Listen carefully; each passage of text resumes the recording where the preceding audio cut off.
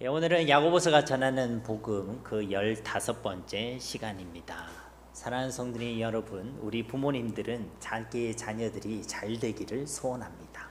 자녀들이 건강하기를 소원하고요. 자녀가 양이면 공부도 잘해서 좋은 직장도 얻어서 세상에서 편안히 살기를 소원한다는 것이죠. 우리 자녀가 좋은 사람을 만나서 행복한 가정을 꾸리고 또 행복한 삶을 살아가기를 소원합니다. 그것이 부모의 마음이죠. 여러분도 그러시지요? 예. 대답 안 하시는 분들은 자녀가 잘못되기를 원하시는 건가요? 그렇지 않을 것입니다. 우리를 향한 아버지 하나님의 마음도요, 바로 이와 같습니다. 하나님도요, 우리가 잘 되기를 소원하십니다. 제 말이 아니고요. 요한 3서 1장 2절 말씀에 보면 사랑하는 자여 내 영혼이 잘됨 같이 네가 범사에 잘되고 강건하기를 내가 간구하노라. 아멘. 하나님께서는요, 우리의 영혼이 잘되기를 소원하신다는 것입니다. 이 땅을 살아가는 동안에 아무런 힘이 없어가지고 날마다 넘어지고 실패하고 고통당하는 그런 인생이 아니라 진짜 행복한 인생, 진짜 승리를 누리는 인생, 진짜 복 있는 인생이 되기를 소원하신다는 것이죠. 누가 소원하신다고요? 예, 우리 아버지 하나님께서 그것을 소원한다는 것입니다. 이렇게 우리의 잘됨을 소원하시는 것, 이것을 야고보서에서는요, 온전함이라고 표현하고 있습니다. 하나님께서는요, 우리의 믿음이 온전해지기를 소원하신다는 것이죠. 그냥 믿는다고 말은 하는데 우리 믿음이 온전해지지 않으면요, 영적으로 아무런 힘이 없습니다. 입술의 고백 속에는 믿음을 고백하고 있는데요, 영적으로 힘이 없습니다. 삶 속에는 아무런 하나님의 역사를 경험하지 못하고요, 세상에서 만나는 여러 가지 시험들 속에 이리저리 흔들리고 요동하는 삶을 살아갈 수밖에 없게 된다는 것입니다. 그래서요, 우리 아버지가 되신 우리 하나님께서 소원하시는 것입니다. 바로 우리의 온전함을 소원하신다는 것이죠. 우리의 믿음이 날로 온전해지기를 누구보다 소원하시는 분이 바로 우리 아버지 하나님이신 줄 믿습니다. 그런데 저와 여러분의 신앙과 삶을 볼 때요, 온전하다고 생각되어지십니까? 아니면 별로 안 온전한 것 같습니까? 네, 이건 우리만 아는 비밀로 하고, 우리가 온전하지 못할 때가 많이 있지요. 그런데 그렇게 온전하지 못한다고 해서 우리 하나님 우리를 구박하시는 하나님이 아닙니다. 우리도 그렇지 않습니까? 우리 아이들이 아프다고 해서 화내십니까? 우리 아이들이 좀 못한다고 해서 내쫓으시는가요? 우리 아이들이 좀 좋은 직장에 취직을 못했다고 해서 호적에서 그 이름을 파버린다든지 그렇게 하지 않는다는 것입니다. 우리도 영적으로 온전하지 못하다고 해서 하나님이 우리를 버리시거나 그 생명책에서 우리 이름을 빼시거나 지우시거나 그렇게 하지 않으신다는 것이죠. 진짜 악한 부모들은요, 자식을 버리기도 합니다. 진짜 악한 부모들 중에는요, 자식을 포기하는 사람들도 있습니다. 그러나 우리 하나님 아버지는요, 선하신 하나님, 우리를 참으로 사랑하시는 하나님이신 줄 믿습니다. 그래서요, 그 하나님은 우리의 연약한 모습을 보면서도, 우리의 부족한 모습을 보면서도, 우리의 온전하지 않는 모습을 보면서도 우리를 버리지 아니하십니다. 우리를 포기하지 아니하십니다. 다만요, 안타까워하실 뿐입니다. 마음 아파하시고 우리가 연약하고 온전하지 않기 때문에 우리를 위해 말할 수 없는 탄식으로 기도하여 주시는 분, 그분이 바로 우리 아버지 하나님이신 줄 믿습니다. 무엇을 위해 그분이 기도하시겠습니까? 우리가 온전해지기를 위하여 기도하신다는 것이죠. 이런 온전함이 우리에게 있기를 주님의 이름으로 축복합니다. 오늘 우리가 봉독한 야고보서 3장 말씀에도요, 우리 하나님께서는 우리를 향한 이런 하나님의 마음, 이런 당신의 마음을 알려주고 계십니다. 즉 우리가 온전하기를 소원하신다는 것입니다. 봉독한 말씀 가운데 2절 말씀을 보시면요, 우리가 다 실수가 많으니 만일 말에 실수가 없는 자라면 곧 온전한 사람이라 능히 온몸도 굴레 씌우리라. 야고보서 3장 2절 말씀에서 하나님께서 소개하고 있는 온전한 사람은요, 특별히 말에 온전함이 있는 사람입니다. 말에 실족함이 없는 바로 그 사람이 곧 온전한 사람이란 것이죠. 이 말씀 한 절만 우리가 바로 기억하고 있어도요, 우리 입에서 나오는 그 말 하나가 얼마나 중요한지를 알 수 있습니다. 2절 말씀 그대로 말에 실족함이 없으면 그 사람은 온전한 사람이란 것이고, 이런 사람은 온몸에 능히 굴레를 씌우리라. 그러니까 입술의 말을 잘 다스려서 그 말에 온전함이 있는 사람은 자신의 온몸과 모든 삶도 잘 다스리게 된다는 것이고, 우리의 삶에도 온전함이 있게 된다는 것입니다. 그러니까 이 말씀은 우리의 모든 삶을 온전히 다스리는 그것에 있어서 말이 중요하다는 것입니까? 아니면 별로 중요하지 않다는 것입니까? 예, 중요하다는 것이죠. 그것도요, 너무나도 중요하다는 것입니다. 무엇이 말입니까? 우리의 말. 우리의 그 말에 따라 하나님께서 그토록 소원하시는 그 온전함이 결정된다는 것입니다. 우리의 말에 따라서 하나님께서 그렇게 우리에게 주시고자 하시는 그 온전함을 우리가 누리게 되느냐, 그렇지 못하느냐, 이것이 결정된다고 말씀하고 계신다는 것입니다. 그래서 지난 시간에 말씀드렸듯이 겨우 말 하나가 아니란 것이죠. 3절 말씀과 같이 우리의 말은 제갈과 같습니다. 달리는 말을 구속하고 통제하기 위해 그 입에 물린 제갈과 같이 우리의 말 하나가 다른 사람의 마음과 생각과 삶을 완전히 구속할 수 있습니다. 예를 들어 여러분이 오늘 왔는데 축복의 인사를 서로 나누었죠. 근데 예를 들어 인상을 팍 쓰면서 난 네 같은 거 처음 본다. 이러면 오늘 여러분 예배 드리기 전에 여러분 마음이 평안하시겠어요? 아니면 속 시끄러우겠어요? 그 말에 여러분 마음이 평안할 수 있으면 굉장히 말에 온전함이 있는 사람인 줄 믿습니다. 그러나 대부분의 경우는요, 아니 저 인간이 또 왜 저러지부터 시작해서 그 말을 가지고 여러 가지 생각을 하게 된다는 것이죠. 그러니까 말 하나가요, 다른 사람의 마음과 삶을요 완전히 구속할 수 있습니다. 어느 정도요? 어떤 사람은 그것 때문에 자살까지 하잖아요. 말 입으로 뱉지 않고 그냥 글로만 남겨도요, 그 소리 없는 말이 들려졌을 때 그 사람을 우울하게 만들고 불행하게 만들고 고통스럽게 만들고 이었고 스스로 목숨을 끊게도 만든다는 것입니다. 말 하나가 구속력이 있다는 것이죠. 또 4절 말씀과 같이 우리의 말은 한 배의 키와 같습니다. 지난주에 제가 키를 소개해 드렸죠. 배를 조종하는 이 수레바퀴 같이 생긴 것을 얘기합니다. 그러니까 아무리 큰 배라도 작은 키 하나에 따라서 그 키를 어떻게 조정하느냐에 따라 그 배의 향방이 결정되는 것처럼 우리에게 주어진 그 사항들 속에 우리의 말에 무엇이 담기느냐에 따라 우리의 삶의 내용이 결정되게 된다는 것입니다. 특별히 이 풍랑 속에 배의 향방이 결정된다고 하지 않습니까? 어려운 일이 있을 때 우리 입에 믿음의 말을 하게 되면 그 어려움을 통해 우리는 하나님의 크신 능력과 사랑을 경험하고 하나님의 역사를 경험하게 되겠지만, 그 어려움들 속에 우리 입술에 불신앙이 담기고 원망과 불평이 담기게 된다면 그런 하나님의 역사를 도무지 맛보지도 누리지도 못하게 된다는 것이죠. 그러니까 우리 말은 한 배의 키와 같다. 우리의 삶의 향방을 결정짓게 된다는 것입니다. 겨우 말 하나가 아니란 것이죠. 5절 말씀에도 우리의 말은 작은 불씨와 같다는 것이죠. 여러분, 불씨에 불이 딱 붙었어요. 가만히 놔두면 되겠습니까? 아니면 얼른 꺼야 되겠습니까? 그렇죠. 그러니까 작은 불씨를 가만히 놔두면요, 수많은 나무를 태우고 온 숲을 태워버립니다. 이것은요, 우리의 말을요 그냥 가만히 두면 안 된다는 것이죠.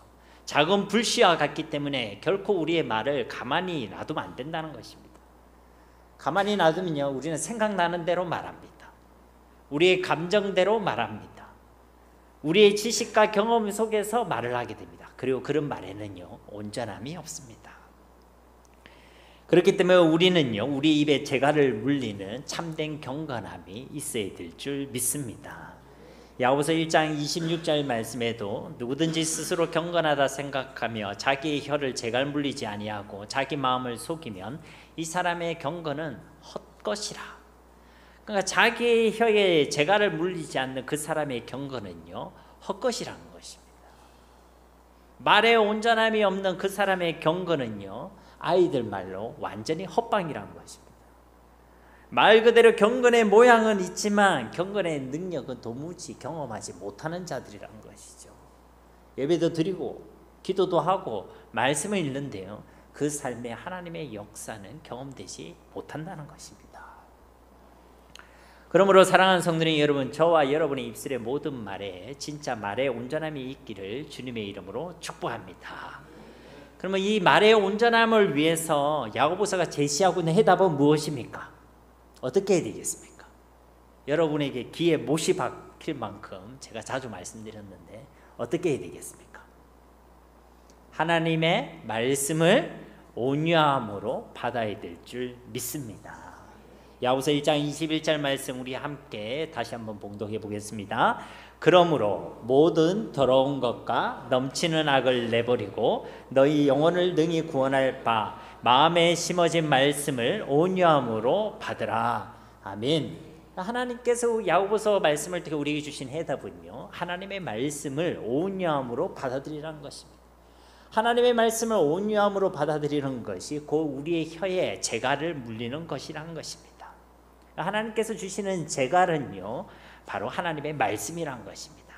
아이고, 오늘도 말 조심해야지, 이런 결심도 필요하고요, 오늘도 말 조심을 못했구나, 이런 반성도 필요하겠지만 그것만으로는 우리의 말의 온전함을 가질 수 없다는 것입니다. 재갈을 물려야 되는데 그 재갈이 바로 하나님의 말씀이란 것이죠. 그 말씀을 우리가 온유함으로 받아들일 때에 우리의 모든 입술의 말들은요, 그 말씀의 통제와 다스림을 받게 됩니다.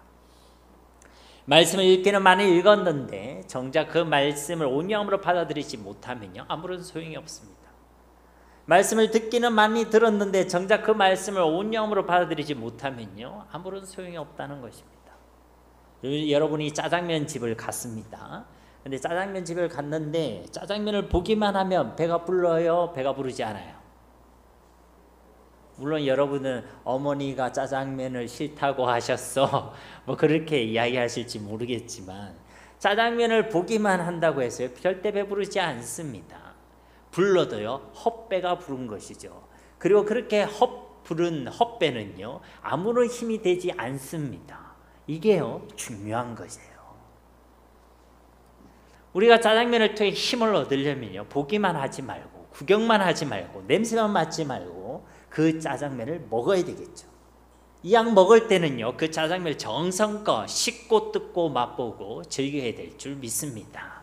그래야지요, 그 짜장면이 우리에게 피가 되고 살이 되고 힘이 되게 되는 것입니다. 저는 뭐 중국집에서 협찬 받은 거 아닙니다. 그렇지만 우리가 음식을 보기만 해서는 안 된다는 것이, 이거와 마찬가지로 우리는 하나님의 말씀을 온유함으로 받아들여야 된다고 말씀드리는 것입니다.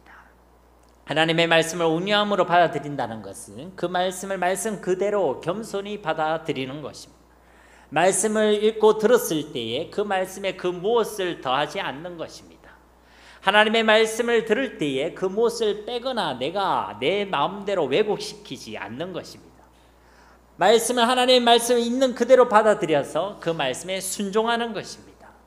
그래서 야고보서에서도요, 말씀을 온유함으로 받아들이라 라고 말씀하신 뒤에 그 뒤에 바로 하신 말씀이 야고보서 1장 22절 말씀에 보면 너희는 말씀을 행하는 자가 되고 듣기만 하여 자신을 속이는 자가 되지 말라. 말씀을 듣기만 하지 말라는 것입니다. 말씀을 온유함으로 받아서 그 말씀을 행하는 자가 되라는 것이죠. 듣기만 하고 행하지도 않으면서 나는 말씀을 받았다, 나는 말씀을 믿는다, 이렇게 이야기하는 것은요, 자신을 속이는 것이다. 그렇게 스스로 속는 것이고 거짓된 것이다 라고 말씀하고 있다는 것입니다. 그러므로 저와 여러분 모두는요, 진실로 하나님의 말씀을 듣기만 하는 자들이 아니라 그 말씀을 진짜 우리의 왕이시오 우리의 주가 되신 하나님의 말씀으로 겸손히 받아들여서 그 말씀에 우리 자신을 쳐서 복종하는 행함이 있는 자들이 되어야 할 줄 믿습니다. 그것이 진짜 하나님의 말씀을 온유함으로 받아들이는 것입니다. 그리고 그렇게 되어야만 우리의 입술의 모든 말에도 온전함이 있게 되는 줄 믿습니다. 말의 온전함이란 것은요, 말을 듣는 것에도 온전함이 있어야 되고 말을 하는 것에도 온전함이 있어야 하는 것입니다. 그러니까 내가 말하는 것에만 온전함이 있는 것이 아니라 듣는 것에도 온전함이 있어야 되는 것이죠. 아까 제가 예를 들었듯이 우리가 들어왔는데 인사할 때 난 네 같은 걸 처음 본다, 그런 얘기를 해서 내 마음이 속 시끄러워져 내가 스스로 실족한다. 이건 뭘 실패한 것이죠? 말에 듣는 것에 실패한 것입니다. 말에 온전하지 않다는 거예요. 또 내가 하는 그 말을 통해 다른 사람이 넘어지고 다른 사람이 실족한다. 그건 역시도 말에 온전함이 있지 않다는 것입니다. 그러니까 말을 듣는 것, 말을 말하는 것, 그 모든 것에 온전함이 있는 것이 바로 말의 온전함이란 것입니다. 그리고 오직 여호와 하나님의 입으로부터 나오는 하나님의 말씀만이 바로 이와 같은 온전함을 가진 말씀인 줄 믿습니다. 하나님 말씀은요, 누가 들어도요 그 말씀을 듣는 자에게 생명을 줍니다. 말씀을 들을 때 믿음을 더하여 주고요, 말씀을 들을 때 그 영혼을 살찌우고 그 영혼에게 힘을 주고 그 영혼을 구원합니다. 하나님의 말씀의 또 증거되는 곳에도 온전한 열매가 맺어지죠.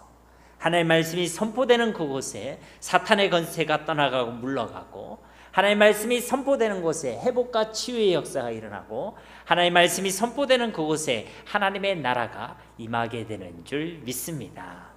그렇기 때문에 우리는요, 우리 입술의 말을요 쏟아내어서는 안 되는 것이고요, 하나님의 말씀을 온유함으로 받아서 그 말씀의 입에 재갈을 물려서 그 말씀을 통해 말하는 자들이 되어야 할 줄 믿습니다. 이런 하나님의 말씀을 온유함으로 받는 것이 있어야만 우리는 하나님의 말, 세상에 있는 여러 말을 들을 때도요 온전함이 있게 된다는 것입니다. 여러분이 교회 밖에만 나가도요 세상에 많은 소리들이 들리게 됩니다. 여러분이 혼자가 아니라 여러 사람을 만나다 보면요 사람의 여러 가지 목소리를 듣게 됩니다. 하나님의 말씀을 온유함으로 딱 받고 있어야지만 그런 세상의 소리, 사람의 소리예요 흔들리지 않게 되는 것입니다.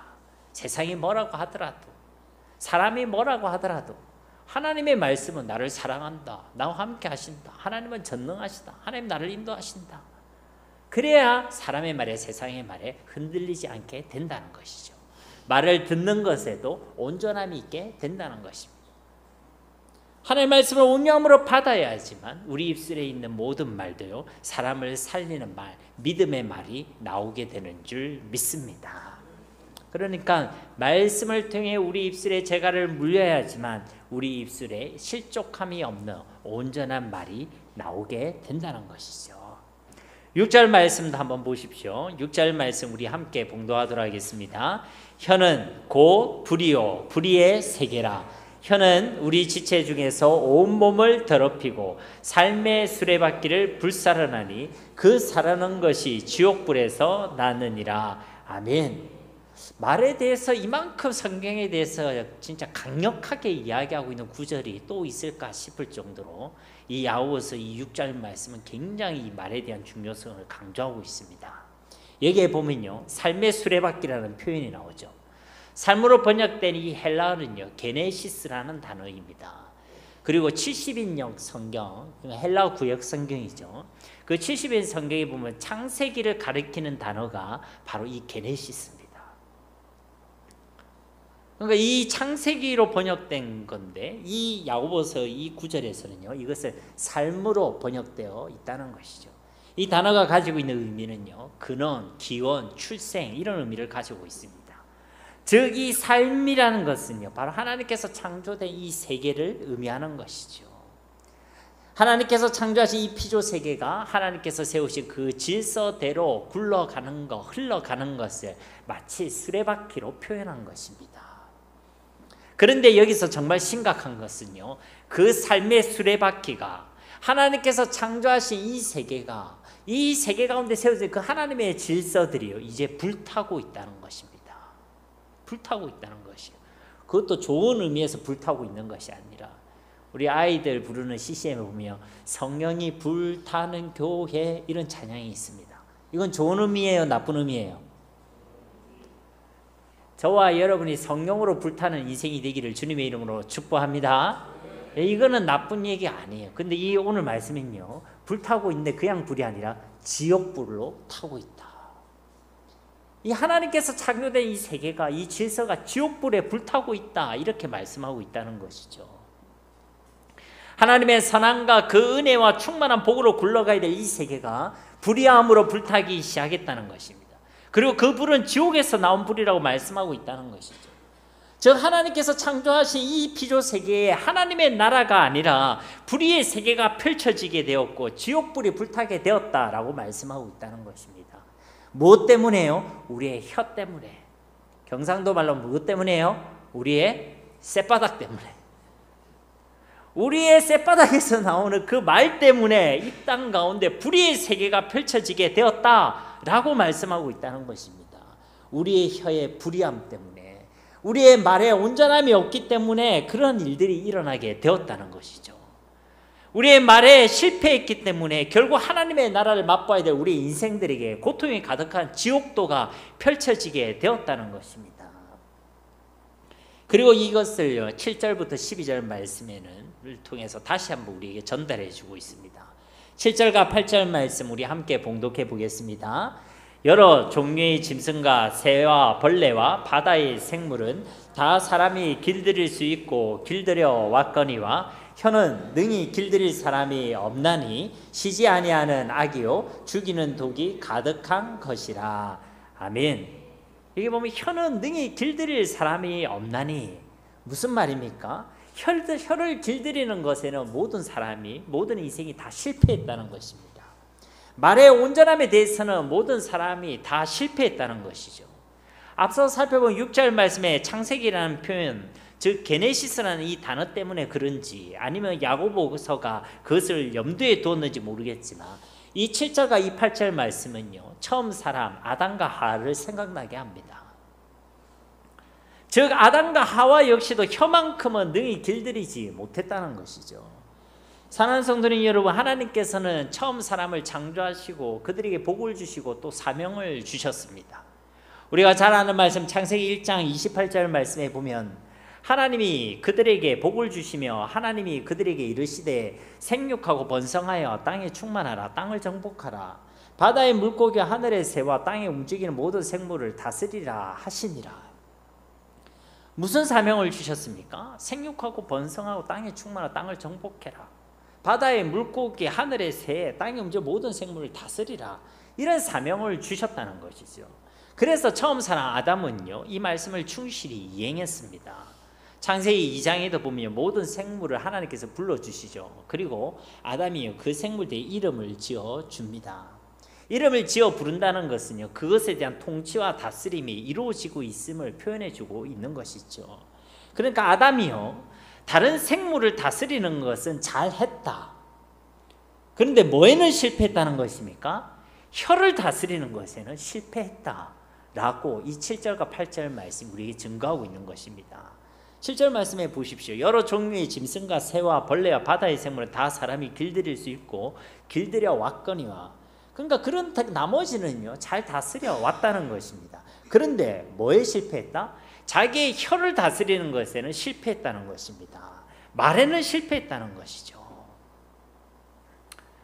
즉 그들은 말을 온전하게 듣는 것에 듣기에 실패를 했고 그 말을 온전히 말하는 말하기에 실패했다는 것입니다. 창세기 3장 2절과 3절 말씀에 보면요 뱀이 유혹하는 장면이 나오죠. 여자가 뱀에게 말할 때 동산 나무의 열매를 우리가 먹을 수 있으나 동산 중앙에 있는 나무의 열매는 하나님의 말씀에 너희는 먹지도 말고 만지지도 말라, 너희가 죽을까 하노라 하셨느니라. 그러니까 지금 이 여자가요 뱀에게 얘기하는 것입니다. 뭐라고 얘기합니까? 하나님께서 자신에게 한 말을요 대신 이제 전달하는 거예요. 말을 하는 것이죠. 그런데 지금 이 뱀에게 한 이 말을 진짜 하나님께서 이렇게 말씀하셨습니까? 하나님께서 하신 말씀 그대로 이야기하고 있는 것입니까? 아니지요.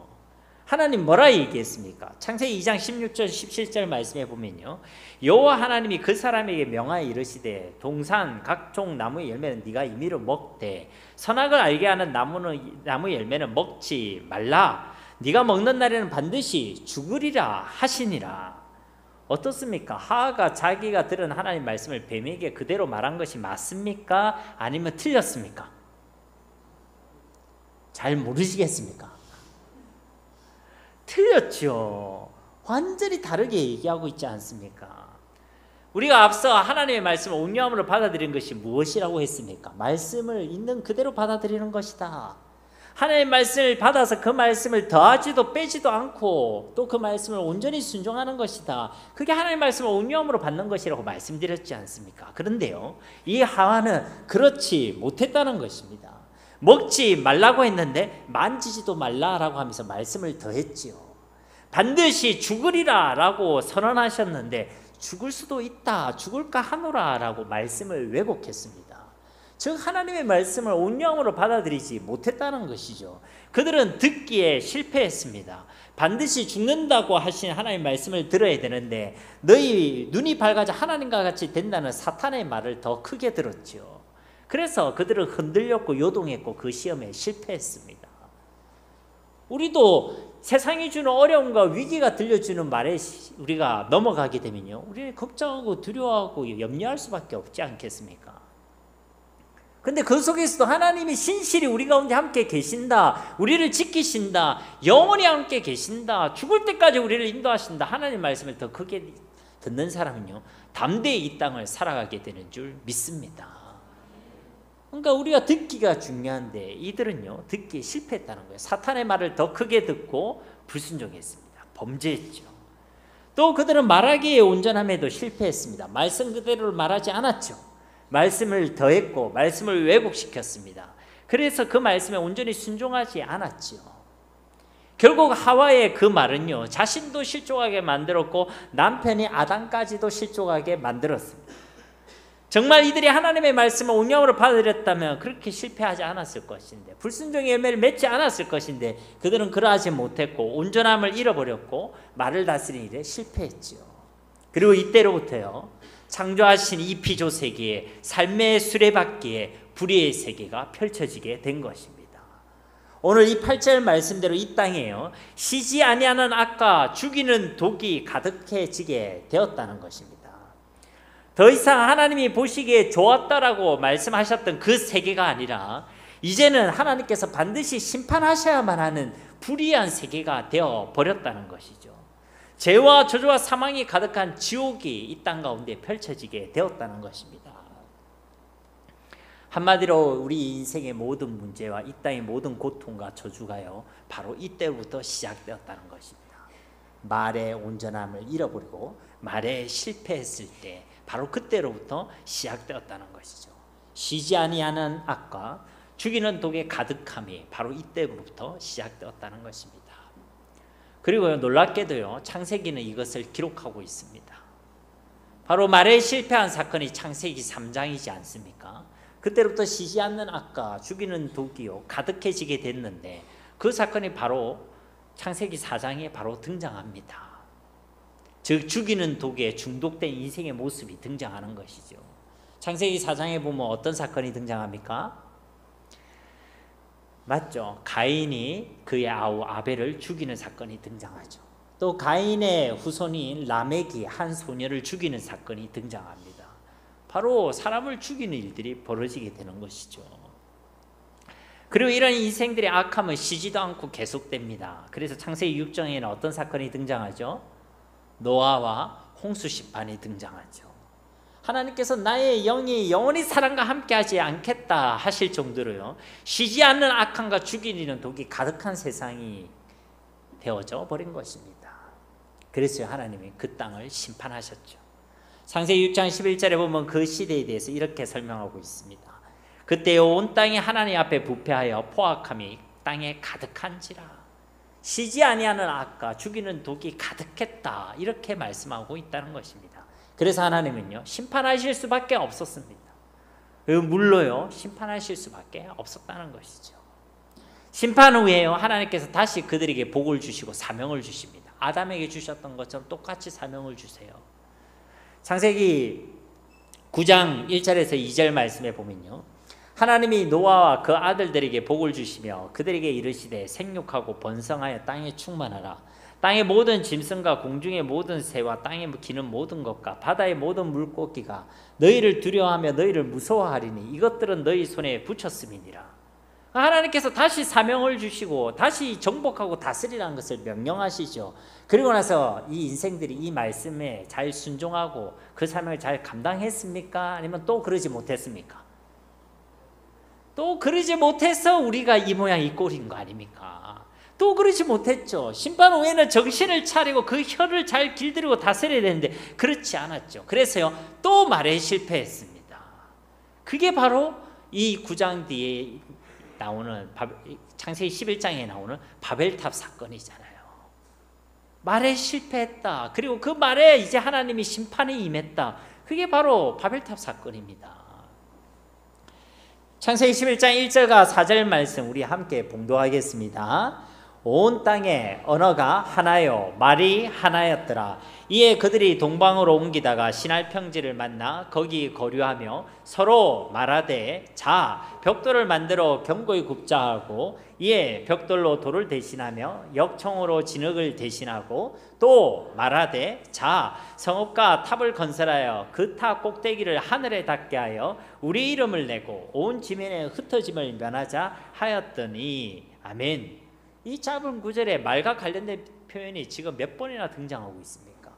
즉 이 바벨탑 사건은요 하나님 앞에 교만의 말을 내뱉은 말의 실패로 인한 사건이라고 성경이 말씀하고 있는 것입니다. 그들은 말을 다스리지 못했다는 것입니다. 말로 하나님을 대적했고 말로 하나님의 앞에 교만함을 고백했다는 것이죠. 그래서 하나님께서는 그 말을 흩어버리는 말에 대한 심판을 주셨다는 것입니다. 그리고 그때로부터 온 세상에는요 혼란이 오기 시작했습니다. 말을 흩으셨으므로 말에 혼란이 오기 시작했죠. 혼란이란 건 제자리를 떠나는 것입니다. 앞서 표현되려면 삶의 수레바퀴가 이제 거꾸로 돌아가는 것이죠. 사람들은 자신의 자리를 벗어나 하나님의 자리에 오르려고 했습니다. 자신이 막 주인이라고 막 그래요. 그들이 다스리고 정복해야 될 피조세계를 오히려 우상으로 삼았습니다.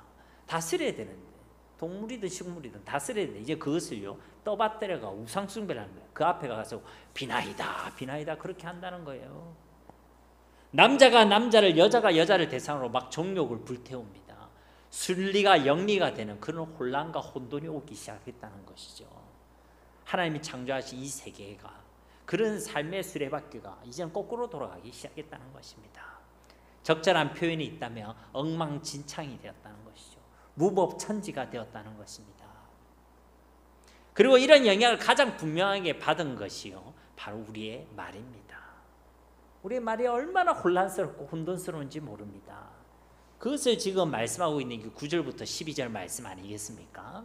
9절 말씀 우리 함께 봉독하겠습니다. 이것으로 우리가 주 아버지를 찬송하고 또 이것으로 하나님의 형상대로 지음을 받은 사람을 저주하나니. 9절 말씀만 9절 말씀이 뜻하고 있는 것은요 바로 우리의 말이 정말로 혼란스럽다는 것입니다. 일관성이 없고 신실함도 없다는 것이죠. 9절 말씀을 보십시오. 이것이란 건 뭡니까? 혀에서 나오는 말. 그 혀를 통해서 하나님을 찬송하고 있다는 것입니다. 이건 좋은 것이죠. 근데 문제는 뭐냐면 그 똑같은 혀를 가지고 하나님의 형상대로 지음받은 사람을요 저주하고 있다는 것입니다. 저주라는 것은 좋은 거예요? 나쁜 거예요? 나쁜 거죠. 사람이 잘못되라는 것입니다. 상대방이 잘 되는 꼴을 못 보겠다는 것입니다. 사랑이 아니라 미움, 시기, 질투의 마음에서 나오는 게 저주죠. 이 저주를요 하나님의 형상대로 지음받은 사람, 우리의 형제들을 향해 퍼붓고 있다는 것입니다. 하나님을 찬양하는 입술로. 이 9절 말씀을 보면요 하나님과 하나님의 형상대로 지음받은 사람을요 동일한 위치에 두고 말씀하고 있습니다. 즉 보이지 않는 하나님을 사랑하는 것은요 보이는 형제를 사랑하는 것입니다. 이것을 반대로 이야기하면요 보이는 하나님의 형상대로 지음받은 우리 형제를 저주하는 것은요 보이지 않는 하나님을 저주하는 것과 마찬가지다 라고 말씀하고 있는 것입니다. 하나님의 사랑과 이웃 사랑이 결코 다르지 않다는 것이죠. 동일한 것이란 것입니다. 하나님을 사랑하는 사람은 이웃을 사랑하게 되어 있는 것입니다. 하나님을 찬양하는 입술은요 그 하나님의 형상대로 지음받은 그 형제를 축복하게 되어 있다는 것입니다. 그래서 10절 말씀에서도 한 입에서 찬송과 저주가 나오는도다. 내 형제들아 이것이 마땅하지 아니하니라. 하나님을 찬양하라 하는 그 똑같은 입술을 가지고 사람을 저주하고 미워하고 시기하고 차별하여 대하는 것은요 마땅하지 않다. 그래서는 안 된다. 그것은 말의 온전함이 결코 아니다라고 말씀하고 있는 것입니다. 사랑하는 성도님 여러분, 우리 말에 신실함, 온전함이 있어야 될 줄 믿습니다. 방금 아멘 하신 분에게 더 큰 은혜와 복이 있으시기를 주님의 이름으로 축복합니다. 진짜 우리의 말에요 온전함이 있어야 한다는 것이죠. 아무리 이 땅이 말의 실패와 그 범죄함으로 하나님이란 그 제자리를 떠나고 이 세상이 완전히 거꾸로 돌아가고 완전히 뒤집힌 세상이 되었다 할지라도 어느 가수의 가요처럼 세상이 요지경이 되었다 할지라도 우리 하나님의 자녀들은요 이미 예수 그리스도를 통해서 인생의 제자리를 찾은 자들인 줄 믿습니다. 우리는 하나님의 질서 속에 삶의 수레바퀴 속에 순리 속에 들어온 자들이라는 것이죠.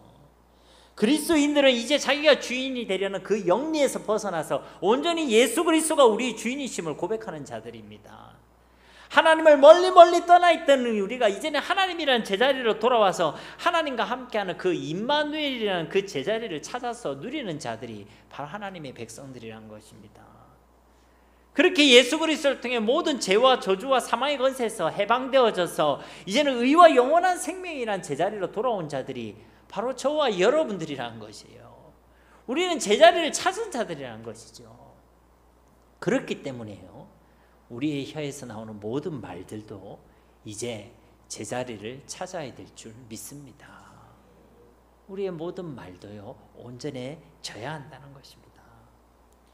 야고보서 우리 1장과 2장 말씀을 통해서 함께 살펴보았지만 당시 흩어진 교회들에는요 문제가 있었습니다. 세상과 달라야 되는 그 교회가요 세상과 똑같았다는 것이죠. 교회 안에 들어와도 세상이 보이고 세상을 경험했다는 것입니다. 그래서 교회가 힘이 없었다는 거예요. 세상에 있는 게 그대로 있었다는 것이에요. 교회 안에 서로 다투고 서로 비판하고 서로를 차별하고. 그래서 야고보서는요 이 말에 대한 말씀을 더 깊게 다루고 있는 것입니다. 말의 온전함에 있어서 분명한 사실은요 그리스도인의 입술은 사람을 저주하는 입술이 되어서는 안 됩니다. 하나님의 형상대로 지음받은 사람을 저주하고 비판하고 시기하고 판단하고 정죄하고 차별하는 그 입술은요 제자리를 떠나는 입술입니다. 그리고 그러한 입술에서 쏟아지는 말에는요 결코 온전함이 있을 수 없다는 것이죠. 누가복음 6장 27절 28절 말씀에 보면 예수님께서 이리 말씀하십니다. 그러나 너희 듣는 자에게 내가 이르노니 너희 원수를 사랑하며 너희를 미워하는 자를 선대하며 너희를 저주하는 자를 위하여 축복하며 너희를 모욕하는 자를 위하여 기도하라. 아멘. 하나님 주신 예수님께서 하신 말씀입니다. 나한테 잘하는 사람을 선대해라 그러지 않았습니다. 내가 볼 때 훌륭한 사람을 위해 축복하고 기도해라 그러지 않았습니다. 나를 미워하는 자, 원수 같은 인간, 저주하는 자, 나를 심지어 모욕하는 자를 위하여 기도하고 축복하고 선대하는 입술, 그것이 바로 그리스도인의 입술이 되어야 할 줄 믿습니다. 로마서에서도 사도 바울도 뭐라고 말씀합니까? 로마서 12장 14절 15절 말씀에 보면 너희를 박해하는 자를 축복하라. 축복하고 저주하지 말라. 즐거워하는 자들과 함께 즐거워하고 우는 자들과 함께 울라. 그러니까 그리스도인의 입술은요 사람을 저주하는 입술이 아니라 사람을 축복하고 위로하고 사람을 살리는 입술이 되어야 할 줄 믿습니다. 왜냐하면요 우리는 하나님을 사랑하는 자들이기 때문에 그렇습니다. 우리는 하나님을 경외하는 자들이기 때문에 그렇습니다. 여러분 하나님 사랑하시지요? 여러분 하나님을 존귀 여기시지요? 여러분 하나님을 경외하기를 소원하시지요? 만약 그러하시다면 하나님의 형상대로 지음받은 그 영혼을 사랑하시고 존귀 여기시기 바랍니다. 그것이요 곧 하나님을 존귀 여기고 하나님을 사랑하는 일입니다. 그러니까 앞뒤 여 사람에게 우리 한번 이렇게 다시 한번 인사해 봅시다. 당신은 존귀한 사람입니다. 예수님의 이름으로 사랑합니다. 아멘. 우리의 말에 있는 혼란함에 대한 말씀은요 11절과 12절 말씀에도 계속되고 있습니다. 샘이 한 구멍으로 어찌 단물과 쓴물을 내겠느냐? 내 형제들아 어찌 무화과 나무가 감람 열매를 포도나무가 무화과의 열매를 맺겠느냐? 이와 같이 짠물이 단물을 내지 못하느니라. 아멘. 이 두 절 말씀의 핵심은요 그 속에 무엇이 있는가에 따라서 나오는 게 결정된다는 것입니다. 즉 11절 말씀에는요 그 샘에 담겨져 있는 바로 그것이 그 구멍을 통해 나와 흐르게 된다고 말씀하고 있는 것이죠. 그 샘의 근원에 단물이 담겨져 있으면 뭐가 나오겠어요? 단물. 그 샘에 쓴물이 담겨져 있으면 뭐가 나오겠어요? 쓴물. 이것은요 12절 말씀도 동일한 것입니다. 후반절에 보세요. 이와 같이 짠물이 단물을 내지 못하느니라. 이와 같이란 말은 앞에 말을 얘기하는 거잖아요. 그 말의 핵심이 뭐냐? 뭐가 담겨 있는가에 따라서 그 열매가 결정된다라는 것입니다. 그래서 12절 전반절에는요 무화과 나무가 감람 열매를 포도나무가 무화과 열매를 어떻게 맺겠느냐 이렇게 질문하고 있는 것이죠. 무화과 나무에서는 감람나무 열매가 아니라 무화과 열매가 맺어져야 합니다. 왜 그렇습니까? 무화과 나무니까. 포도나무에서는 무화과 열매가 아니라 포도 열매가 맺어져야 합니다. 왜 그렇습니까? 포도나무니까.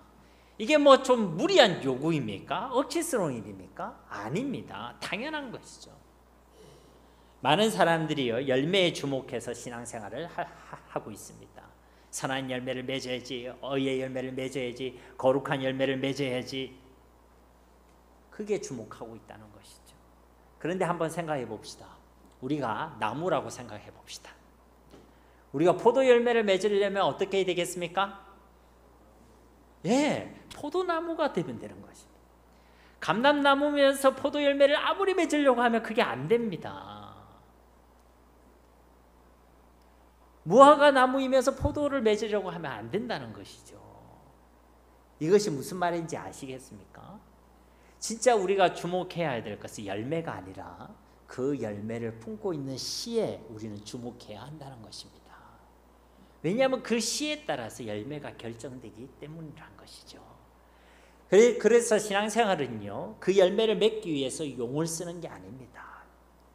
그 열매를 맺기 위해서 힘을 쓰고 열심을 다하는 것이 아닙니다. 신앙생활은요 바로 그 열매를 품은 그 씨를 나에게 심는 것입니다. 그게 신앙생활이에요. 그러면요 그 씨가요 충분한 양분과 물과 햇볕이 공급되며 자라나죠. 그러면요 그 씨가 품고 있는 그 열매를요 드러내게 되는 것입니다. 이때 영양분이 많이 공급되면 열매가 더 풍성해지겠죠. 물이 많이 공급되고 충분한 햇볕이 공급되면 될수록 그 열매가 더 풍성해지겠죠. 그래서 씨는 똑같은데요 그 열매가 똑같지는 않습니다. 누구는 30배, 누구는 60배, 누구는 100배가 되어지겠지만, 그런데 이 야고보서는요 바로 그 씨를 뿌리고 심겨주시는 분이 바로 우리 하나님이시고, 그 씨는 바로 하나님의 말씀이고, 그 씨가 자라고 결실되도록 하는 햇볕과 물과 영양분이 바로 우리의 온전한 믿음이다라고 말씀하고 있다는 것입니다. 즉 우리 삶 가운데 하나님께서 허락하시는 온전한 열매가 맺어지지 않는 이유는요 씨가 없든지, 씨는 심겨져 있는데 영양분이 공급되지 않든지, 온전함이 없든지, 온유함으로 받아들이지 않든지, 그래서 그렇다는 것이죠. 무슨 말씀인지 이해가 되십니까? 이제 설교 후반부이기 때문에 정신이 혼미할 수 있거든요. 잘 집중해 보세요. 결국 우리가 그리스도의 성품을 드러내고 성령의 열매를 맺으려면요 우리 속에 예수 그리스도라는 그 생명을 품으면 된다는 것입니다. 예수님을 구주로 영접해서 예수님의 생명이 우리 속에 심겨져 있으면요 성령 하나님께서 우리와 그렇게 함께 계시면요 그 생명이 자랄수록 그 생명이 품고 있는 그리스도의 영광스러운 성품이요 우리의 모습과 삶을 통해 드러나게 된다는 것입니다. 그리고 우리가 속에 계신 성령으로 우리가 충만하면 충만할수록 우리 속에 성령의 열매들이 주렁주렁 맺어지게 된다는 것입니다. 그래서 야고보서는 우리에게 계속 말씀하고 있는 것이죠. 너에게 심어진 그 말씀을 온유함으로 받으라. 진짜 여러분은 온전함을 소망하고 기대하십니까? 여러분의 삶 가운데 그러한 성령의 열매가 풍성히 맺어지기를 여러분 열망하십니까? 그렇다면 여러분의 심령 가운데 하나님의 말씀을 심으시기를 주님의 이름으로 축복합니다. 하나님의 말씀만이 온전합니다. 하나님의 말씀을 심어야지 우리 삶 가운데도 온전함이 드러나게 된다는 것입니다. 자꾸만 우리의 삶 가운데 세상을 씹으면요, 우리의 입의 말과 우리의 삶의 모습 가운데는 세상이 드러나게 되어 있습니다. 세상을 계속 씹으면요, 우리의 말이 처음부터 끝까지 다 세상만 나가게 되어 있어요. 자꾸만 제약을 심으면요, 우리의 말에는 자꾸만 제약이 나가게 되어 있습니다. 우리의 삶에 계속 제약이 넘치게 돼요. 그렇게 온전함을 잃어버린 우리의 말은요, 야고보서 말씀대로 이 세상에 불의한 세계를 펼치고 지옥을 경험하게 만드는 것입니다.